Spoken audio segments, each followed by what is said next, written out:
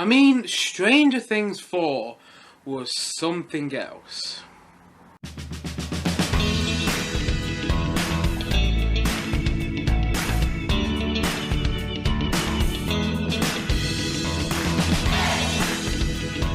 Stranger Things 4 Volume 1 and 2. So Stranger Things 4 Volume 1 and 2 is once again created by the Duffer Brothers and is a follow from Stranger Things 3. And we once again follow the same heroes in this series who are now separated all over the world. However, happenings in the Upside Down basically connect them all and they have to save the world again before it's too late. And that's essentially the plot for this series of Stranger Things. And the thing that's been in Stranger Things is I've always liked it, but I've never loved it. Like, the first series I really enjoyed. I thought it was original, a great concept, and I really liked watching it. But I didn't love it. And then the second series I enjoyed watching again. I didn't think it was as good as the first series, but I enjoyed the second series of Stranger Things. But then Stranger Things 3, you know, the third season of the show, I don't know, I enjoyed watching it, but it kind of left me feeling empty. It just, yeah, I was kind of underwhelmed by series 3 of this show. So, I was hesitant to watch Series 4, and I remember when Volume 1 of this series came out, and by the way, I will be reviewing both volumes in this review today, but when Volume 1 of Stranger Things 4 came out, I was a bit late to the party.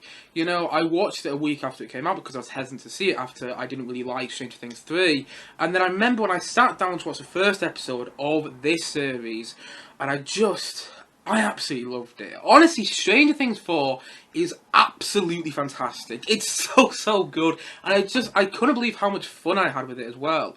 Like, this is what I've always wanted Stranger Things to be. Like, don't get me wrong, I enjoy the first three series, but they've always been a bit cringeworthy in my opinion. I've always been into, like, the Goonies aspect a bit too much. Like, Goonies is great, and, you know, clearly Stranger Things takes a bit off Goonies and things like that. And also Stand By Me and, you know, so on and so on and so on. It takes a lot off, you know, the 80s movies, even to the point that in, like, Series 2, Dr. George dressed up as Ghostbusters. Clearly there's a lot of, you know, movie references in this series, and it's quite open about that. And, you know, the first couple of series, you know, kind of relied on, like, nostalgic sort of things, like, it was a bit of a Spielberg movie, a bit of a Goonies movie, a bit of Stand By Me and things like that. But it also felt a bit too cringeworthy. Like, it leaned into the Goonies aspect a bit too much, if you get what I mean. It just, I don't know, like when Mike is saying to Eleven in Series 3 that she is the girl he wants to spend the rest of his life with, I was just like, you're 16, mate. Why are you saying that? No, you're 16. I don't even know who's 16 in that series. He might have been 50. And I'm like, oh god, I find that a bit unbelievable, and I found all the lovey-dovey stuff in the past couple of series of Stranger Things a bit cringeworthy. But, funny enough, in this series, it kind of works, because the show's matured, much like the younger actors, much like the kids. You know, they've matured now, they're basically adults in the series, like 20 years old, maybe 18, I don't really know. But much like the kids in the show has matured as well. Honestly, all the stuff that I wasn't too fond of in the previous three series of Stranger Things, you know, they're back in this series, but it kind of works for me, and that's, like, I just didn't expect it to. Honestly, I really didn't. And this is what I thought Stranger Things should have always been like. You know, adventurous, be thrilling, be exciting, but also touch on the horror. I mean, this is really touched on the horror. I thought, there was actually a couple of moments in Volume 1 I was just quite scared watching it about a month ago now. And I just think that it's exciting as well. There's a great emotional pull in the series, and I think the characters have done well. Each character has their own storyline in the series. Some which are better than others, obviously. Like, Hopper's storyline in the series is fantastic in my opinion. I absolutely love watching that storyline and seeing him in like this Soviet Union prison. I think it's Soviet Union, it might be Russian, I do apologise. But yeah, seeing him in the prison and seeing him escape and then seeing him, you know, make that friend that he does as well. It's so good. It's such good. It's great TV. That's what it is. Like, watching it, and Hopper's storyline is some of the best. It's something like, I love it, honestly, I really do. It's one of the best storylines I've seen on TV for a long while, and it helps that David Harbour is doing the best performance I think he's done in Stranger Things. Yeah, don't be wrong, I absolutely love Hopper in Series 1 through Stranger Things. Actually, he was one of my favourite parts of Season 3 of Stranger Things. But in this series, we see a whole different side to him, and I absolutely love that. But at the same time, though, the other storylines are great as well. Like the storyline back in Hawkins with, you know, Steve, Nancy, Robin, Dustin, Lucas, and all the other characters there, Max as well, obviously. You know, I think that storyline's fantastic as well. And at the same time, though, 11's storyline in the series, you know, not to go into too much detail just yet, and I will be getting spoilers a bit later in this review, but not to go into too much detail just yet. But 11's storyline is very much it's very similar than something we've already seen her go through in Stranger Things in the past seasons of Stranger Things. But at the same time, though, it's done in a new and compelling way here that worked to me. Like, I was watching 11 storyline in the series, and it was cut between all these different storylines. It's cut between Hopper's storyline, it's cut between the storyline back in Hawkins, it's cut between the storyline, Joyce and Murray, it's cut to all these different storylines, and 11's storyline is thrown in there as well. And every time we got to 11 storyline, I was like, here we go again. I thought, I feel like everybody's seen this, but then, as that storyline developed, and there was more things going on there, it became more compelling, and I was still interested in that storyline. Don't be wrong, I don't think that storyline is the best storyline in this series. I still think Hopper's his best storyline, but at the same time, though, I even really liked Eleven's storyline, and I think it's very similar to something we've already seen her go through the previous 3 series of Strange Things, but it still works in this series, which I think tells you how good this series of Strange Things is as well.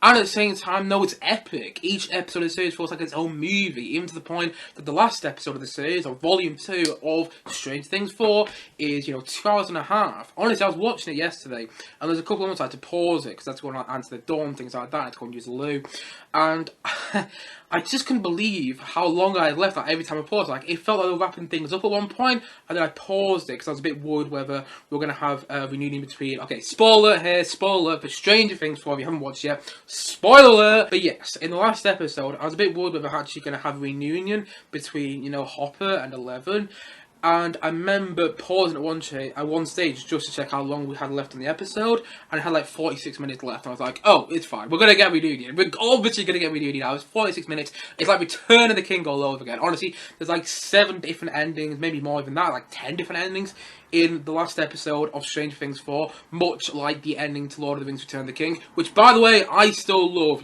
sideline here, segue here, everyone always criticises the end of Lord of the Rings Return of the King for its, 50 endings. You know what? I'd rather 50 sustained, long endings to, these fantastic storylines, unlike Game of Thrones, which had 31 rushed endings. I'd rather have 30 slow and sustained endings, which really give us a big finale to the characters we've been following for so long. And that's what Stranger Things 4 did. Even so, it's going to be Stranger Things 5, because, the end of this series, I'm getting spoiled here, but the end of the series is left open, even to the point that actually the last shot of this series remind me of the last shot of the first Lord of the Rings film. Again, it compares to Lord of the Rings here. Again, but still, the last shot of this series of Stranger Things remind me of the final shot of Lord of the Rings: The Fellowship of the Ring, where you see Samwise Gamgee, who, by the way, was in the show at some point. Sean Astin, who played Samwise Gamgee in the Lord of the Rings film, was actually in Stranger Things 2. He played Joyce's love interest, so, little connection there between both things I'm talking about. But yeah, the last shot of this is Stranger Things reminded me of the last shot of Fellowship of the Ring, where you see Samwise Gamgee and Frodo Baggins, looking out onto the storm. They look out onto, I forgot the mountain's called, is it Mordor? I haven't seen Lord of the Rings in a long while, but it reminded me of that last shot. It even, mirrored it. Honestly, if you put those 2 shots next to each other, they'd look almost adjacent. I love little references like that, which the Duffer Brothers really put into the show. And yeah, I just think every episode of this series feels like its own movie, and I love that about it. I love the fact that, you get through so much in each episode, well, there's no filler episode. And, I've been watching a lot of TV recently, and there's some TV out there which I actually love, like the Obi-Wan Kenobi TV show. I really, really, really enjoyed Obi-Wan Kenobi. I don't care what anyone says, I thought it was a lot of fun to watch. But episode 4 of the Vol.1 Vol.2 TV show was kind of a filler episode. And this is Strange Things did not have one full episode whatsoever. As far as I can remember, everything happened in each and every episode. I know the first episode of, Volume 1 of this series, the first episode of Strange Things 4, was a bit of a setting episode, a bit of a setup. You saw the setting for this series. Now you got into some new characters like Eddie and so on and so and so on. And also you saw where the characters are now. It was a bit of a setup episode. Not loads happened in terms of the overall plot of the series, but it was still a hell of a lot of fun to watch. And getting reintroduced to all these characters, I thought worked really well in that episode. And I love the first episode, by the way. I know a lot of people are going back now and go, well, the first episode of this new season of Stranger Things wasn't the best. Personally, I loved it. I actually watched it again with one of my mates recently, and I can't believe how much fun it was. That first episode where the cutting between the basketball game and the game of D&D, I think is so much fun to watch, and actually makes both intense. I've never felt that intense watching a dice on TV before, watching whether whether actually a ball get into the basketball net at one point on TV. But there you go, Stranger Things managed to do that in this first episode of this series. And then, each episode, loads happen though. All these plot lines thrown in there. And it was just great TV. Even so, each episode was over an hour long. It didn't feel like that. You were watching these episodes going, They just finished that. That was like an hour 15 minutes, maybe an hour 25 minutes, I don't know. But you're watching each episode, it's like, that flew by. Honestly, even the last 2 episodes did as well. Like, the last 2 episodes were, you know, separated from the rest of the series. But the second to last episode, the penultimate episode, if you will, you know, that episode was an hour 25 minutes. And I finished it and I went, that was only an hour 25 minutes? That flew by. Honestly, it was fantastic. I like the last episode. Did feel long, although I wouldn't edit anything out of the last episode. But it did feel a bit long. But still, nevertheless, I love the fact that the last episode really gave, you know, these fantastic endings to all these different characters. Like, you know, when Eddie's character dies. And by the way, I've already given a spoiler warning. So if that's a spoiler, if you haven't seen the last episode of Stranger Things yet, I gave you a warning early on in this review, but yes, in the last episode of Stranger Things 4, when Eddie dies, it's done in such a great way because none of it's rushed. I don't love that whole idea of killing Eddie, which I'll go into a bit later in the review, but I loved how it was done. And I loved how later on the episode, you saw Dustin with, you know, Eddie's father, or was it Eddie's uncle, something like that, and he's saying about how good of a man Eddie was. And it's moments like that where if this episode, if the last episode of the series was an hour or like an hour and a half long, you wouldn't have had those moments. But because, you know, the Duffer Brothers wrote a long episode, you had these fantastic character moments where you felt emotion. And even so, like I said before, it was like Return of the King, we have like 30 different long endings. It still worked.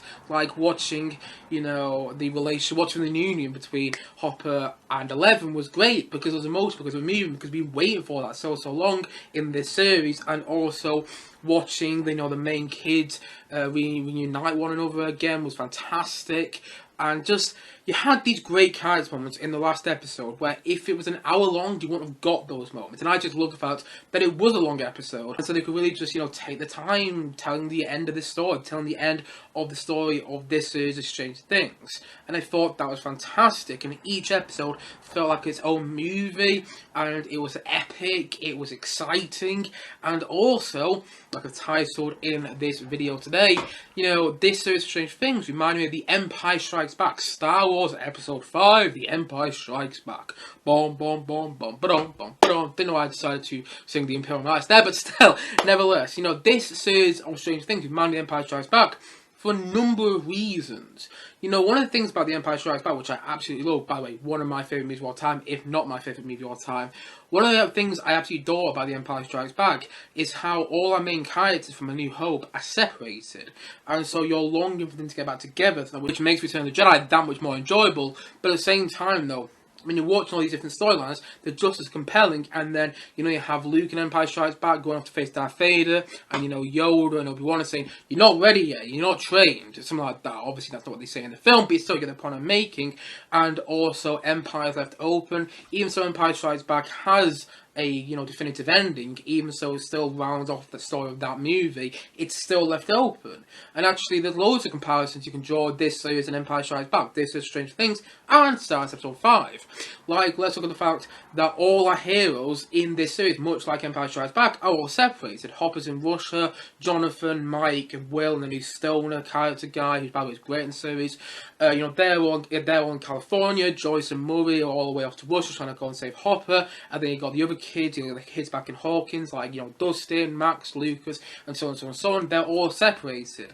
And in the previous 3 series, they've all been together in some sort of way. They've all been in Hawkins. They've all been close to each other. Storylines have crossed over, but not in this series. And it makes you want to see them back together that bit more. And so when they do reunite in the last episode, when they do reunite, you kind of go, oh, yes! Oh, it's such a great moment. And it isn't, you know, cringeworthy to watch because it's like, you know, this moment feels earned. And that's how it feels in Empire when, you know, you have the original, you have the main cast back together, when you have Luke, Han, Leia, Chewie, and even Lando back together in Return of the Jedi. It just makes it feel that much more special, if you get what I mean. And it also makes me think that maybe Series 5 of this show, Series 5 of Stranger Things 5, if you will be like Return of the Jedi. But anyway, at the same time, though, other comparisons with this series of Strange Things and Empire Strikes Back. You know, you have Matthew Modine's character, who's kind of like the Freudian character in this series. You have him back and he's saying to Eleven, you are not ready to face off Vecna yet. You know, Vecna is the main villain of this series of Strange Things, and he's saying, you're not ready to face off Vecna yet. And that's just like Obi-Wan and Yoda in, you know, Empire Strikes Back when they're talking to Luke and saying, you're not ready to face off Darth Vader yet. Yes, she goes and does it anyway. And also, this series is left open, much like Empire was, but it has that definitive ending. You know, you can end the story here if you want to. There's an ending to this story of Strange Things, but it's not an end to the overall story. Much like the original Star Wars trilogy, you can end that story, start off A New Hope and into Empire with the end of Empire Strikes Back, but it's not the overall story completed. You know, you get that in Return of the Jedi, and so on and so on and so on.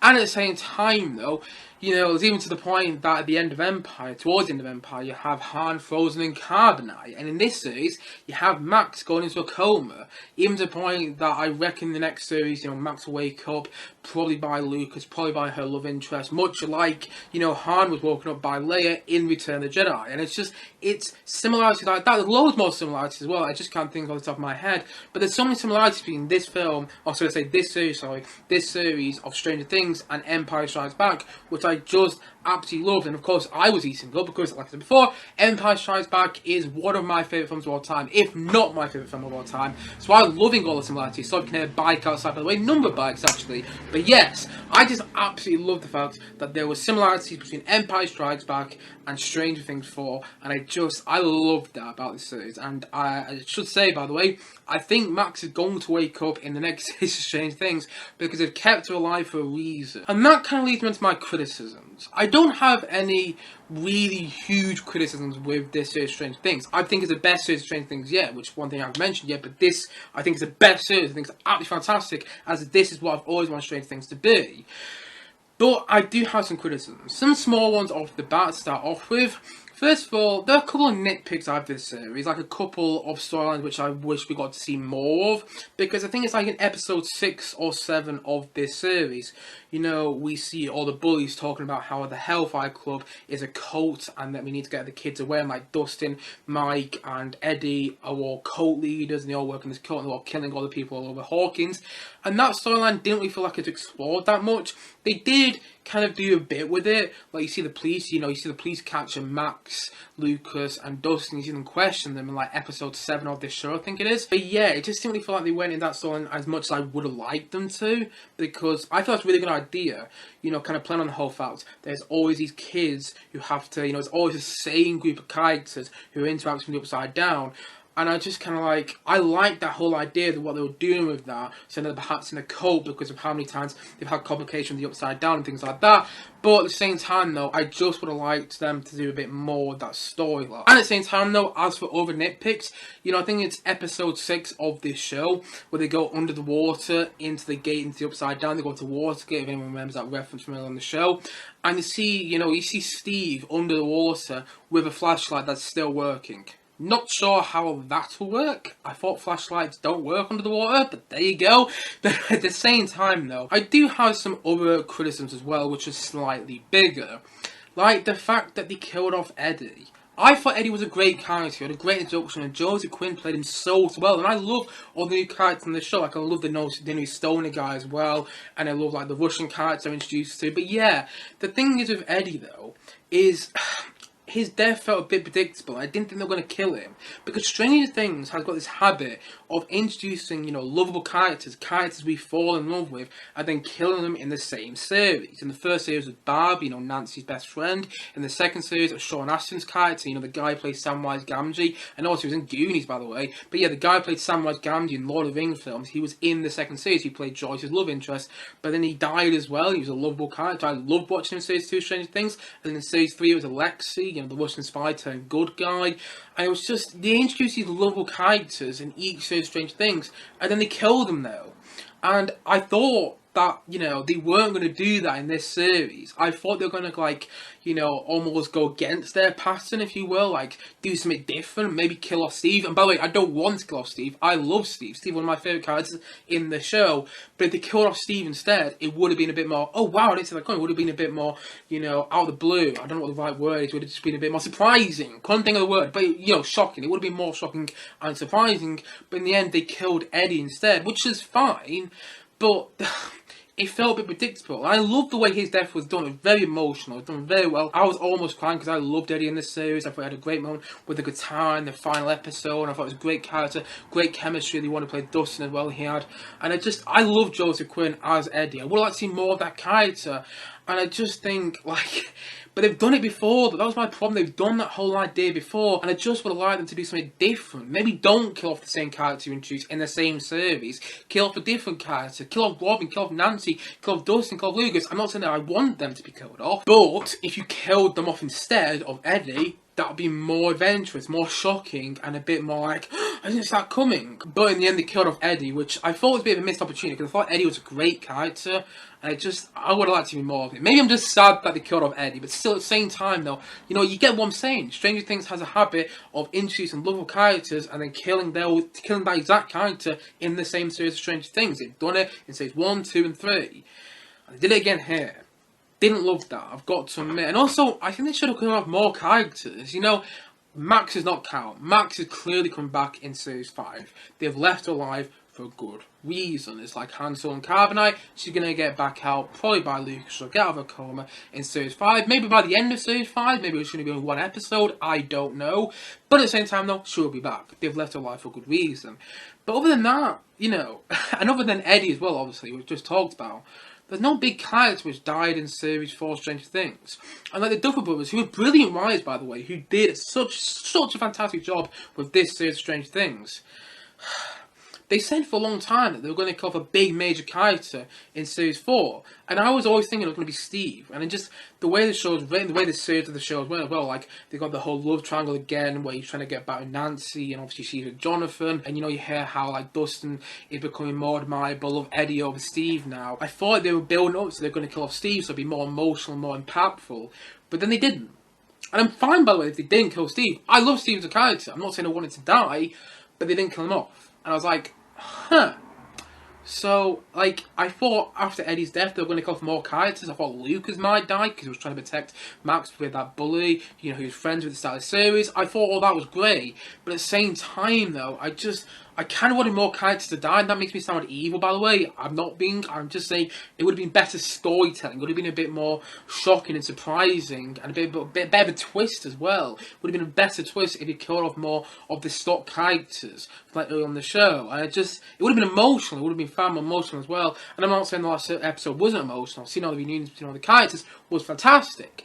But if you killed off another character other than Eddie, I just think it would have been that bit more emotional and that bit more surprising. Don't get me wrong, they could still kill Steve off in Series 5. They could still kill Hopper off in Series 5. By the way, I don't think Hopper's dying. You know, he already died once and they won't get back, so I don't think Hopper is. But they could kill off Joyce in Series 5. They could kill off Robin. They could kill off Jonathan. They could kill off Nancy. Or one of the kids, maybe they kill off Will, Mike, or something like that in Series 5, which is great. I love them to do that. Don't want it to happen, but I love it because that's great storytelling.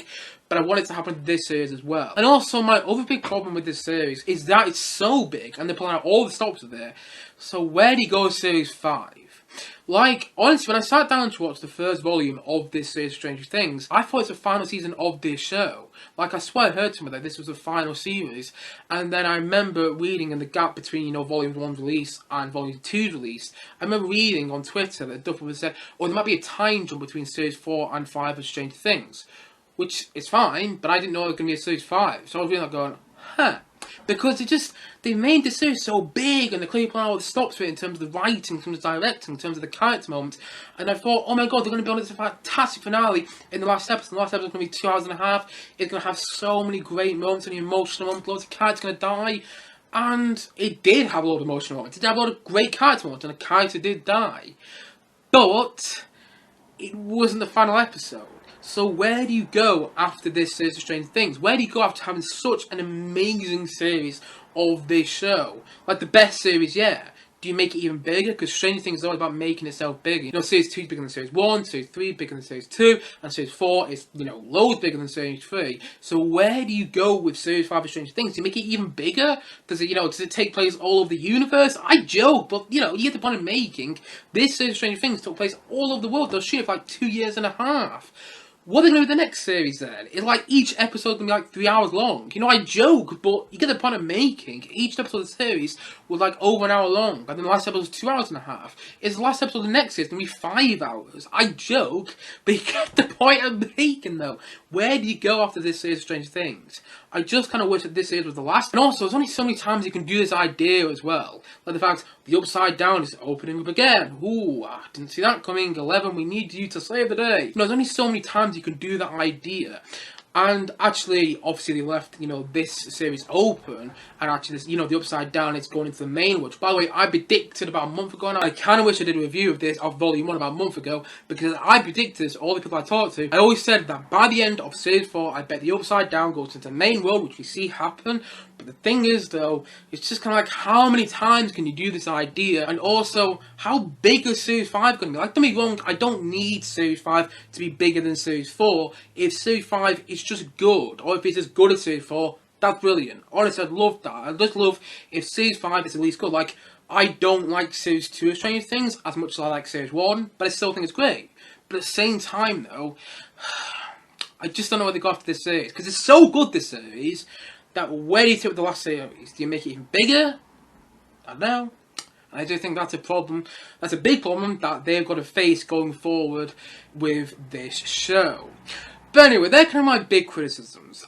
But the thing is, though, I say they're criticisms, but I still love this series to pieces. I really did. Like, I thought it was so well made. I thought the Duffer Brothers were, you know, did a great job with directing. I thought Sean Levy, he obviously directed Free Guy, which I wasn't the biggest fan of, but I thought was well made. I thought he did a great job. You know, it was a great one long tracking shot in episode 2, I think, where, or it's episode 3 of the show, where you see, you know, the military come into, you know, Joyce's house, and they're trying to take the kids away. They're trying to take Mike, Will, and Jonathan away. And I just thought the way he directed that one scene in episode 3 of this series, Stranger Things, hopefully you know which scene I'm talking about, but I just thought the way he directed that one scene was absolutely fantastic. The episodes he directed in this series were better than his direction of Free Guy, gotta admit. But at the same time, no, I think the writing is great. I think that all the performances are fantastic as well. You know, Sadie Sink gets a lot more time to shine in this series. Max has got a great solo, and by the way, who hasn't listened to Running Up That Hill loads since that one episode was episode 3, where you see Max, you know, put on the music, he puts Running Up That Hill, and it's actually fantastic, and a great song, by the way. And also, this series got a great soundtrack as well. You got other great songs in there, like Psycho Killers used great in the second episode, California Dreamin' by the Beach Boys, not by Mamas and Papas, you know, by the Beach Boys. I actually think it's a better version of the song, and that's just me, but still, I think that's a great, you know, song to introduce in the series, to introduce us to this new series of Strange Things. I think it's well made, I think it's well written, there's something going on with each and every character in this series. You know, not always the best. I must admit, although I do love the character of Steve, and I can't wait till they do with him, I think Jill Kay plays him actually fantastically. Even though I do love that character, I didn't love what they did with his character in the series. I still liked it, I just didn't love what he did with his character. But hopefully, Steve comes out as like the true hero at the end of the next series, Strange Things. And I love what they did with Eddie, by the way. I love how he did become a hero in the end. He didn't run away. Even though I wasn't the biggest fan of the fact that they did kill him, just story-wise, I loved how they did it. And I just think the writing is fantastic. I think when you find out who Vecna is, it's like Game of Thrones Season 6 level writing. It really is. Like when Game of Thrones was good, and when the writing Game of Thrones was absolutely, you know, excellent, that's what it was like when you find out who Vecna is. When you find out that Vecna was number 1 with, you know, 11, back where all the tests were taking place, all the Freudian sort of tests were taking place. I love that reveal. I think that Jamie Campbell Bower, I think, who plays Vecna, does an absolutely fantastic job. And by the way, I heard an interview recently when apparently it took 9 hours to get into that costume. Like Jamie Campbell Bower is actually in a costume when he plays Vecna. You know, that is CGI to a certain degree, but also he's in a costume, which is kind of incredible. And I think that Vecna is a great villain because of what they do with that character and the reveal and things like that. I think that each character is fun to watch in this series. I think the new characters are great, like Eddie, which we'll never see again, sadly, but still, I thought Eddie was a fantastic character. I would have loved to see more of him. And also, I think the new Stoner character is great. You know, the guy gets stoned with Jonathan, who owns a pizza, he you know, works at a pizza place. I thought that was fantastic. I like what they're doing with Will at the moment. Again, I don't love Will's storyline in this series at the moment. Like, ever since Season 2, it just kind of felt like Will's storyline's been sidelined to a certain degree. but it looks like it's sending with like a big character arc in series 5, and hopefully he's great again. But I did like what they did with Will as well, and I just thought each character's had a great character arc. And I love how Lucas at the start of the series is kind of like, you know, he's a popular guy, but by the end of the series he realises that he's a nerd and he just loves that about himself. And I also love all the little character moments as well, like when Steve's talking about the fact that he's always envisioned his life in the future, like 6 little nuggets, that's what he said, 6 little nuggets to look after, and he said like Nancy's there, and I think that's a great character between them two, even though I don't love the whole idea of the rekindled romance between, you know, Steve and Nancy, which wasn't a big issue for me, but still, because I don't really care about, you know, I don't ship them, put it that way, but still, even if I don't really care about that, was a great character moment with Steve in this series, and also the way that this series gave Robin more characterization. You know, she's gay now, she has a bit of a thing for this girl she used to, you know, be in band with, and I thought that was a really interesting way to that character. And also other character moments, like in the last episode of the series, when you see Max and Lucas talking about going to the cinema, going to the movies, after all this stuff with the Upside Down is over, I thought was just such a sweet and emotional moment. I just thought that was done so well. And I think the character moments in the series, like when you see Hopper and Joyce reunite in the last episode of Volume 1 of the series, you know, it was episode 7, I thought that was absolutely fantastic. Watching Eleven take down the helicopter, not a small character moment, but still a great character moment. I think it's so good. I really do. And I can't go over how much I really enjoyed this series of Strange Things. I think that each episode feels like its own movie. I think it's epic. I think it's expansive. I love how it takes place all over the world, and apparently shot the series during COVID as well, which is kind of incredible. Like, you watch some of these other series, which I like Loki Series 1. That series was shot during the pandemic, but, you know, it kind of feels like it, but this series doesn't, and I love that. I think the performance is fantastic, and I think everyone's got better as it's gone on. I think the writing's so good in this series. I think it's excellent. Although I don't know how Series 5 of this show is going to top itself, I don't care, because Series 4 was just so good. It was the Empire Strikes Back of Stranger Things series. That's what it was. Like, don't be wrong, if the next series comes out and it's Return of the Jedi of Stranger Things series, I'll love it, because I bloody love Return of the Jedi as well. But still, Empire Strikes Back is my favourite Star Wars movie. And guess what my favourite series of Stranger Things is? It's this series. Oh yes, there you go.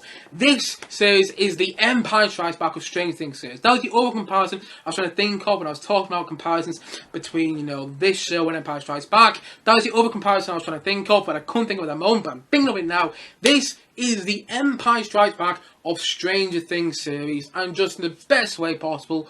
It's so good. I can't wait to see Series 5. Unfortunately, we'll have to wait till 2 years to see it, but still, nevertheless, if it's just as brilliant as this series of Stranger Things, I won't care, because I had so much from the series. I absolutely loved it, and I just thought it was one of the best TV shows I've seen in the past couple of years. Like, I won't tell you it is the best TV show I've seen in the past couple of years, but it's definitely one of the best TV shows I've seen in the past couple of years, and I absolutely adored it. And so, all in all, I'm going to say Stranger Things 4, Volume 1 and 2, I'm going to say that it's a 9 out of 10. You know, even with my criticisms, I can't get over how good this series was. It really was. Like, even the last 2 episodes as well. You know, I've seen some people on Twitter recently go, well, they didn't actually meet my expectations, which normally happens with, you know, quite a lot of series which release, you know, over time. Like, WandaVision released weekly, and in the end, the last episode of WandaVision didn't meet my expectations, which is fine. You know, it's all subjective, but it just didn't meet my expectations personally. You know, that happens with quite a lot of TV shows, and that happens again here. You know, Stranger Things Volume 1 and Volume 2 were released a month apart, or something like that. And, you know, it's completely fair if it didn't meet some people's expectations. But I thought the last 2 episodes were emotional. I thought they were fantastically done. I thought they were exciting and thrilling and also funny in some parts. And I think the comedy in the series, by the way, which one thing I mentioned, is great. I laughed quite a lot in the series, particularly with the character Murray, which is so much fun to watch. And also, you know, Joyce and Murray's storyline, which is one thing I haven't really mentioned yet, is fantastic. And I loved how it was exciting as well. You know, the previous 3 series of Stranger Things always had a bit of a Goonies feel, a bit of a, you know, a Spielberg sort of feel. But this series really leans into that sort of stuff. Really leans into the Spielberg sort of stuff. But also, it's kind of scary to watch some parts. All the stuff with the Upside Down, all the stuff with Vecna. And it's also scary in kind of like an uncomfortable way, with all Hopper style and watching him go through pain after pain after pain. And you feel that pain that Hopper goes through as well. And I just love that. I can't get over how good it was. I love the music. I love the filmmaking. I think the cinematography is really well done. I think the CGI is good enough. I don't really care about CGI, whether it's good or bad, to be honest. It doesn't really affect the story, in my opinion. So I thought the CGI was good enough. Could have been a bit better, but I thought it was fine. I also thought the new characters were great. don't love that they killed Eddie, but I love how they did that. And also, I think that the writing is brilliant, especially when you find out who Vecna is, and that's done fantastically. I think that it's great. There's so much else I can say about this show, and this series of the show, should I say, that I just haven't spoken about. But I've been rambling for too long now. I've been rambling for too long about this series of Stranger Things. But the truth is, it's just fantastic. It really is. It's absolutely great TV. And it's what I wanted Stranger Things to always be. And also, it feels like watching a film. It's like, I don't know what the budget is for this show. And to be honest, I reckon Netflix are probably regretting giving the Duffer Brothers so much money to make the series of the show, because Netflix has run into some big issues recently. But still, nevertheless, the point I'm making is, this series feels so big. Like, the set pieces are huge. The CGI looks like movie standard. Maybe not, fantastic movie standard, but still, it looks like movie standard, and the whole writing, just the way it's done, it feels like you're watching 3 huge movies put together, split up into certain episodes and things like that, and I loved it. I really did. Even so, I wish it could have more characters, because that would be more, shocking and more surprising and better storytelling. And even though I do think the show has some small nitpicks, and I don't know how they make Series 5 bigger and better than the series. I don't know how they do that. Even though I have my criticisms, I loved it. I do. I absolutely loved the show. And I just think it's the best series of Stranger Things yet. It's the Empire Strikes Back of the Stranger Things show. And I absolutely loved it. I really did. I can't say no good things about the show. And it is brilliant. And it's what I've always wanted Stranger Things to be like. And I don't think I have much else to say about the show overall. And so, all in all, I'm going to say that Stranger Things 4, Volume 1 and 2, I'm going to say that it's a 9 out of 10 from me.